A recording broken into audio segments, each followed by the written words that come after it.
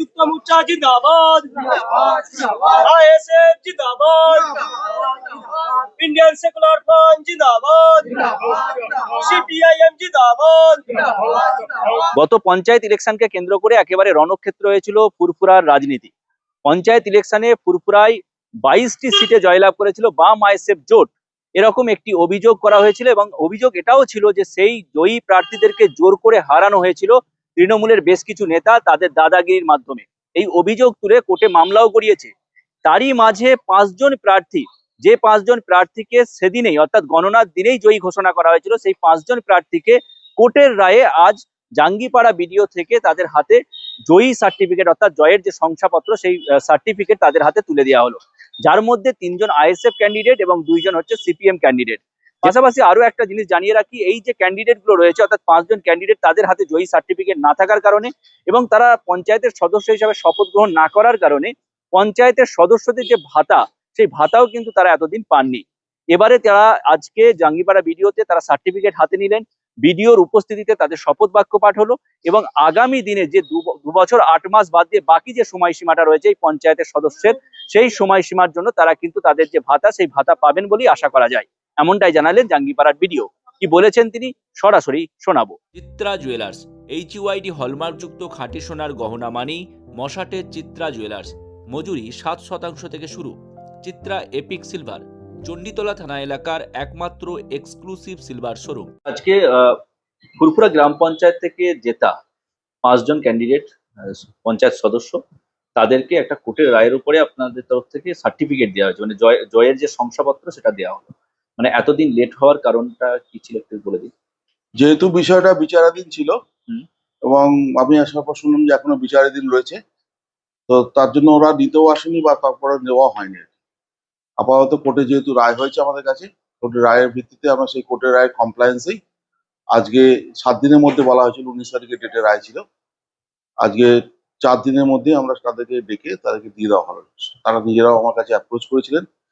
আজ 5 জনকেই, নামগুলো হচ্ছে রেহেনা খাতুন, কবির মালিক, শ্রীমন্তী বাগ, কামরুন্নেসা বেগম আর শেখ আজিজুল ইসলাম। এই 5 জন জয়ী মেম্বারকে ফুরফুরার আমরা উইনিং সার্টিফিকেটটা দিলাম ফর্ম 24 এবং সাথে সাথে তাদেরকে আমরা যে স্ট্যাটুটরি ওথ শপথ সেটাও আমরা দিয়ে দিলাম। এখন থেকে ওনারা পঞ্চায়েতের প্রসিডিংস এর মধ্যে পার্টিসিপেট করতে পারবেন। এরপর থেকে যখন মিটিং হবে তারা পঞ্চায়েত আইন অনুসারে সেই মিটিং এ ডাক পাবেন। পঞ্চায়েতের যিনি প্রধান আছেন বর্তমান, তার কাছে আমরা আজকেই চিঠি করে পাঠিয়ে দেবো এটা। এই যে মামলাটা ছিল তার সঙ্গে আরো একটা মামলা জড়ানো ছিল, যে কারচুপির কিছু অভিযোগ ছিল, মানে পুরোটাই নিষ্পত্তি হয়ে গেছে না শুধু এটা নিষ্পত্তি? এখানে যে রায়টা বেরিয়েছে তাতে কেবলমাত্র ওই সার্টিফিকেটটা দেওয়া অবধি বলা ছিল। আচ্ছা, তারপর বাকিটা তারা প্রত্যেকেই প্রেজেন্ট ছিলেন আজকে? হ্যাঁ, 5 জনই উপস্থিত ছিলেন, 5 জনই নিলেন, সার্টিফিকেটও নিয়েছেন এবং শপথও নিয়েছেন। আরো একটা বিষয় স্যার, এরা যে এই 3 বছর প্রায় সময় তারা যে সার্টিফিকেট নেয়নি, তার জন্য যে একটা ভাতা তারা পান, সদস্য যে ভাতা হয়, সেই ভাতাটাও নিশ্চিতভাবে বন্ধ ছিল। নিশ্চিতভাবে বন্ধ আছে, ওটা আর পাওয়ার চান্সেস নেই। আচ্ছা, এবার নতুন করে যদি কোর্ট যদি কোনো অর্ডার দেয় সেটা আলাদা ব্যাপার। এবার নতুন করে অ্যাপ্লাই করে যেটা আগামী এটা এখন ভাতার বিষয়টা আগে অফলাইন হতো, এখন অনলাইন মোডে হয়। একটা পিএমএস সিস্টেম আছে, সেই মধ্যে দিয়ে হয়। সেখানে তাদের নামগুলো এন্ট্রি করতে হবে, যেহেতু তারা শপথ নেননি। যতক্ষণ পর্যন্ত কেউ শপথ হয় সেই মেম্বার হয় না। আচ্ছা, পঞ্চায়েত ইলেকশনের পর নিয়ম হচ্ছে পঞ্চায়েত ইলেকশনে জেতার পর জয়ী ক্যান্ডিডেটদের ফর্ম 24 পাঠাতে হয়, সেটা গেজেট নোটিফিকেশন হয়। গেজেট নোটিফিকেশন তাদের হয়েছে, কিন্তু তারা যেহেতু ওথ নেয়নি, শপথ নেয়নি, শপথ না নিলে পঞ্চায়েতের প্রসিডিংস এর মধ্যে সবার মধ্যে অংশগ্রহণ করা যায় না। যেহেতু তারা শপথ নেননি, তাই ওই পিরিয়ডটা পঞ্চায়েত আইনের যা নিয়ম আছে সেই হিসেবে তাদের পাওয়ার কথা নয়। আগামী দিনে কি পাবেন সেটা কোর্ট বলতে পারে। কোর্ট যদি কিছু বলে পঞ্চায়েতের নিয়ম, আগামী এই যে 2 বছর রানিং, এই যে 2 বছর এবারটা পেয়ে যাবে। এখন থেকে তো মানে কাউন্টেবল হয়ে গেলে, শপথ যেহেতু নেওয়া গেছে, ওরা এখন পঞ্চায়েতের সমস্ত লিস্ট অফ বিজনেস এর মধ্যে পার্টিসিপেট করতে পারবে এবং যা যা আছে একজন পঞ্চায়েতের যে সুযোগ সুবিধা পাওয়া উচিত সদস্যরা পাবে। এই যে নির্বাচনী সময়কাল চলছে, এর মধ্যেই ওনারা শপথ নিতে পারবেন, কোনো অসুবিধা নেই। শপথ হয়ে গেল, আজকে এখানেই করেন। আচ্ছা, ওকে, ঠিক আছে। কোর্টের রায়ের ভিত্তিতেই হলো, কোর্টের রায়ের ভিত্তিতেই হয়েছে, সঙ্গে বিধির কোনো নিয়ম ছিল না। এটা কোনো ইন্ডিভিজুয়াল বেনিফিটও নয়। ওকে, এটা এমসিসি ভায়োলেশন পড়বে বলেই মনে হয় না। ঠিক আছে।